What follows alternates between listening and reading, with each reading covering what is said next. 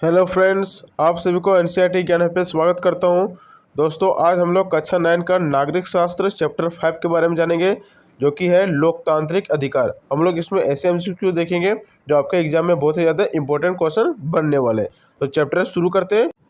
तो आते हैं पहले क्वेश्चन की ओर। तो पहला क्वेश्चन क्या है दोस्तों, कि निम्नलिखित में कौन मौलिक अधिकार नहीं है। दोस्तों, जो ऑप्शन दिया है, जैसे कि पहला ऑप्शन दिया समानता का अधिकार, ऑप्शन नंबर बी दिया विदेश में घूमने का अधिकार, ऑप्शन नंबर सी धार्मिक स्वतंत्रता का अधिकार, और ऑप्शन नंबर डी इनमें से कौन नहीं। तो दोस्तों, इन सारे ऑप्शन में से कौन सा ऑप्शन है जो आपका मौलिक अधिकार नहीं है। तो ऑप्शन नंबर बी विदेश में घूमने का अधिकार आपका मौलिक अधिकार नहीं है। तो अब आते हैं क्वेश्चन नंबर दूसरे की ओर। तो क्वेश्चन नंबर दूसरे क्या दोस्तों, कि मौलिक अधिकारों के रक्षक के रूप में कौन कार्य करता है। तो आपका ऑप्शन है राष्ट्रपति, प्रधानमंत्री, सर्वोच्च न्यायालय, या ऑप्शन नंबर डी है सर्वोच्च न्यायालय तथा उच्च न्यायालय। तो दोस्तों, बात करें मौलिक अधिकारों के रक्षक के रूप में जो कार्य करता है वो आपका है सर्वोच्च न्यायालय तथा उच्च न्यायालय। तो हो जाएगा आपका दूसरा का ऑप्शन नंबर डी। तो अब आते हैं क्वेश्चन नंबर तीसरा की ओर। तो क्वेश्चन नंबर तीसरा क्या है दोस्तों, कि भारत में सबसे पहले किस राजनेता ने मौलिक अधिकारों का सवाल उठाया था। तो ये आपको उठाया था बाल गंगाधर तिलक जी ने। तो हो जाएगा आपका तीसरा का ऑप्शन नंबर बी, बाल गंगाधर तिलक ने। तो अब आते हैं क्वेश्चन नंबर 4 की ओर। तो क्वेश्चन नंबर 4 क्या है, कि समता के अधिकार का उल्लेख भारतीय संविधान के किस अनुच्छेद में किया गया है। तो दोस्तों, बात करें जो आपका समता या समानता का अधिकार है वो आपका अनुच्छेद 14 से लेकर 18 में उल्लेख किया गया है। तो हो जाएगा आपका चौथा का ऑप्शन नंबर बी, अनुच्छेद 14 से लेकर 18। तो आते हैं क्वेश्चन नंबर 5 की ओर। तो क्वेश्चन नंबर 5 क्या दोस्तों, कि मौलिक अधिकारों के संदर्भ में निम्नलिखित में से कौन सा कथन सत्य नहीं है। कहने का मतलब क्या है, कि जो आपको ऑप्शंस दिया है, जैसे कि पहला ऑप्शन क्या बोला है, कि मौलिक अधिकार असमानता पैदा करते हैं। ऑप्शन नंबर बी क्या है, कि यह व्यक्ति के सर्वांगीण विकास के लिए आवश्यक है। ऑप्शन नंबर सी क्या है, कि यह संविधान द्वारा नागरिकों को प्रदान किए जाते हैं। और ऑप्शन डी क्या है, कि इन अधिकारों में राज्य का भी हस्तक्षेप नहीं होता है। तो जो आपका ऑप्शन नंबर ए है ये सरासर क्या है, सत्य नहीं है। क्या सत्य नहीं है, तो मौलिक अधिकार असमानता पैदा करता है। दोस्तों, मौलिक अधिकार आपके बीच समानता पैदा करता है, असमानता बिल्कुल पैदा नहीं करता। तो हो जाएगा आपका पांचवा का ऑप्शन नंबर ए, मौलिक अधिकार असमानता पैदा करते हैं, ये सत्य नहीं है। तो अब आते हैं क्वेश्चन नंबर 6 की ओर। तो क्वेश्चन नंबर 6 क्या है, कि निम्नलिखित में से कौन सा अधिकार व्यक्ति के विकास में सबसे अधिक महत्वपूर्ण है। तो दोस्तों, बात करें सामाजिक अधिकार, राजनीतिक अधिकार, मौलिक अधिकार और विधिक अधिकार। तो दोस्तों, आपका कोई भी व्यक्ति हो उसके विकास में सबसे जो अधिक महत्वपूर्ण अधिकार है वो आपका मौलिक अधिकार। तो हो जाएगा आपका छठा का ऑप्शन नंबर सी, मौलिक अधिकार। तो अब आते हैं क्वेश्चन नंबर 7 की ओर। तो क्वेश्चन नंबर 7 क्या है, कि शिक्षा का अधिकार के अंतर्गत कितने वर्ष तक के बच्चों को निःशुल्क शिक्षा का प्रावधान है। तो दोस्तों, ऑप्शन दिया 0 से 14 वर्ष, 6 से 14 वर्ष, 6 से 18 वर्ष और 5 से 10 वर्ष। तो दोस्तों, जो शिक्षा का अधिकार के अंतर्गत बच्चों को निःशुल्क शिक्षा का प्रावधान है वो आपका है 6 से 14 वर्ष के बीच के बच्चों का। तो हो जाएगा आपका सातवां का ऑप्शन नंबर बी। तो अब आते हैं क्वेश्चन नंबर 8 की ओर। तो क्वेश्चन नंबर 8 में क्या है, कि निम्नलिखित में से किस अधिकार को मूल अधिकारों की सूची से निकाल दिया गया है। कहने का मतलब क्या है, कि जो आपका मौलिक अधिकार था उस मौलिक अधिकार को मूल सूची में से कौन सा अधिकार को निकाल दिया गया। तो वो आपका निकाल दिया गया संपत्ति का अधिकार।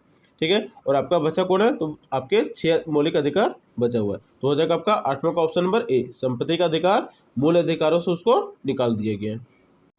तो अब आते हैं क्वेश्चन नंबर 9 की ओर। तो क्वेश्चन नंबर 9 के दोस्तों, कि इनमें से कौन सा ऐसा अधिकार है जो मूल अधिकारों की श्रेणी में नहीं आता है।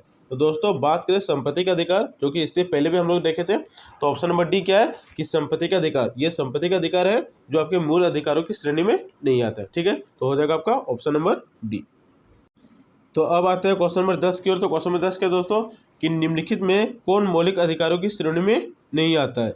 ठीक है, जैसे कि आपको ऑप्शन दिया समानता का अधिकार, विदेश में घूमने का अधिकार, धार्मिक स्वतंत्रता का अधिकार और शोषण के विरुद्ध अधिकार। तो दोस्तों, बात करें समानता का अधिकार, धार्मिक स्वतंत्रता का अधिकार और शोषण के विरुद्ध अधिकार, ये आपके मौलिक अधिकारों की श्रेणी में आता है। ठीक है, तो आता कौन नहीं है, तो ऑप्शन नंबर बी, विदेशों में घूमने का अधिकार, ये आपके मौलिक अधिकारों की श्रेणी में नहीं आता है। तो हो जाएगा आपका 15वां का ऑप्शन नंबर बी। तो अब आते हैं क्वेश्चन नंबर 11 की ओर। तो क्वेश्चन नंबर 11 क्या है दोस्तों, कि भारतीय नागरिकों को प्राप्त शोषण के विरुद्ध अधिकार में कौन सा अधिकार लोगों को प्राप्त है। कहने का मतलब क्या है, कि जो आपका शोषण के विरुद्ध अधिकार में कौन सा ऐसा अधिकार है जो लोगों को प्राप्त है। ठीक है, तो जैसा कि दिया है बेगार का प्रतिबंध, मानव व्यापार पर प्रतिबंध, बाल श्रम पर निषेध, तो ये सारे ही अधिकार शोषण के विरुद्ध अधिकार के तहत आपको मिले। तो हो जाएगा आपका ऑप्शन नंबर डी, उपरोक्त सभी। तो अब आते हैं क्वेश्चन नंबर 12 की ओर। क्वेश्चन नंबर 12 क्या है कि व्यक्तिगत स्वतंत्रता के अंतर्गत कौन सा अधिकार नहीं आता है। कहने का मतलब क्या है कि जो आपका व्यक्तिगत स्वतंत्रता है उसके अंतर्गत कौन सा अधिकार आपका नहीं आता है। तो हिरासत के लिए गए व्यक्ति को कारण बताया जाना, निकटतम मजिस्ट्रेट के सम्मुख 24 घंटे के अंतर्गत उपस्थित करना, समय के विरुद्ध साक्ष्य देना और अपनी इच्छा अनुसार वकील रखना। दोस्तों इनमें से ऑप्शन नंबर ए, बी और डी ये आपके स्वतंत्रता के अंतर्गत आते हैं। तो कौन सा नहीं आता है, तो समय के विरुद्ध साक्ष्य देना, अपने खिलाफ साक्ष्य नहीं दे सकता है। तो हो जाएगा आपका option number C is the right answer. तो अब आते हैं क्वेश्चन नंबर 13 की ओर। क्वेश्चन नंबर 13 क्या है दोस्तों कि भारत में संघ अथवा संगठन का निर्माण करना किस प्रकार का मौलिक अधिकार है। जो आपका ऑप्शन दिया स्वतंत्रता का अधिकार, शोषण के विरुद्ध अधिकार, धार्मिक स्वतंत्रता का अधिकार और समता का अधिकार, इनमें से कौन सा ऑप्शन है जिसमें आप संघ अथवा संगठन का निर्माण कर सकते हैं, किस स्वतंत्रता किस मौलिक अधिकार के तहत। तो दोस्तों बात करें स्वतंत्रता का अधिकार, इसके तहत आप कोई भी संघ अथवा संगठन का निर्माण कर सकते हैं। तो आपका हो जाएगा option number A is the right answer. तो अब आते हैं क्वेश्चन नंबर 14 की ओर। क्वेश्चन नंबर 14 क्या है दोस्तों कि संयुक्त राष्ट्र द्वारा किस तिथि को मानवाधिकार का घोषणा पत्र स्वीकार किया गया था। तो दोस्तों ये स्वीकार किया गया था आपका 10 दिसंबर 1948 को। तो हो जाएगा आपका 40 का ऑप्शन नंबर डी 10 दिसंबर 1948। तो अब आते हैं क्वेश्चन नंबर 15 की ओर। तो क्वेश्चन नंबर 15 क्या है दोस्तों कि निम्नलिखित में धार्मिक स्वतंत्रता का एक सही उदाहरण कौन सा है। ठीक है, जो आपका ऑप्शन दिया है कि धार्मिक संस्थाओं को चलाने की स्वतंत्रता, धर्म से संबंधित कार्यों के लिए कर चुकाना, नागरिकों का किसी विशेष धर्म में आस्था पर रोक, धार्मिक संस्थाओं को संपत्ति पर रोक। तो इनमें से कौन सा है जो आपका एक सही उदाहरण है। तो दोस्तों धार्मिक संस्थाओं को चलाने की स्वतंत्रता ये आपके धार्मिक स्वतंत्रता का मौलिक अधिकार में वर्णन है। तो हो जाएगा आपका option number A is the right answer.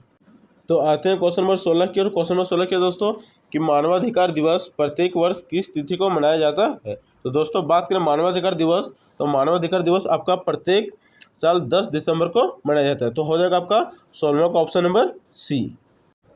तो अब आते हैं क्वेश्चन नंबर 17 की ओर। क्वेश्चन नंबर 17 क्या दोस्तों कि बंधुआ मजदूर एवं बाल मजदूर की प्रथा को संविधान के किस अधिकार द्वारा दूर किया जा सकता है। जैसे कि दिया आपका शिक्षा के अधिकार द्वारा, सांस्कृतिक अधिकार द्वारा, धार्मिक स्वतंत्रता के अधिकार द्वारा और शोषण के विरुद्ध अधिकार द्वारा। तो दोस्तों आपका जो मौलिक अधिकार है उस मौलिक अधिकार में शोषण के विरुद्ध अधिकार द्वारा बंधुआ मजदूर और बाल मजदूर की प्रथा को दूर किया जा सकता है। तो हो जाएगा आपका 17 का ऑप्शन नंबर डी। तो अब आते हैं 18 नंबर क्वेश्चन की ओर। क्या है कि भारतीय संविधान में मौलिक कर्तव्यों को संविधान के किस संशोधन द्वारा जोड़ा गया है। तो दोस्तों बात करें मौलिक कर्तव्यों को, तो मौलिक कर्तव्यों को भारतीय संविधान संशोधन के 42वें संविधान संशोधन द्वारा आपका जोड़ा गया है। तो हो जाएगा आपका ऑप्शन नंबर ए 18 का क्या हो जाएगा आपका ऑप्शन नंबर ए 42वें संविधान संशोधन द्वारा। तो अब आते हैं क्वेश्चन नंबर 19। क्वेश्चन नंबर 19 क्या है दोस्तों कि किसने कहा है कि संवैधानिक उपचार का अधिकार संविधान का आत्मा और हृदय है। कहने का मतलब क्या है कि जो संवैधानिक उपचार का अधिकार है आपका मौलिक अधिकार, वो उसको आत्मा और हृदय किसने कहा है। तो ये आपका कहा है डॉक्टर भीमराव अंबेडकर जी ने। तो हो जाएगा आपका 19 का ऑप्शन नंबर बी।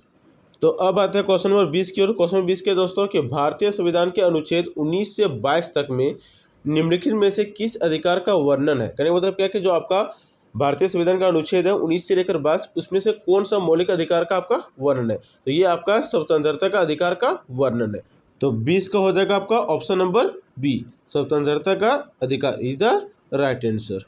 तो अब आता है क्वेश्चन नंबर 21 की ओर। 21 नंबर क्वेश्चन क्या है दोस्तों कि किसी गिरफ्तार किए गए व्यक्ति को कितने समय के अंतर निकटतम न्यायाधीश के सामने उपस्थित किया जाना आवश्यक है। दोस्तों अगर किसी व्यक्ति को कोई पुलिस या कोई प्रशासन गिरफ्तार कर लेता है तो उसको कम से कम 24 घंटे के अंदर किसी निकटतम न्यायाधीश के सामने उपस्थित किया जाना आवश्यक है। तो हो जाएगा आपका ऑप्शन नंबर 21 का ए 24 घंटे के अंदर।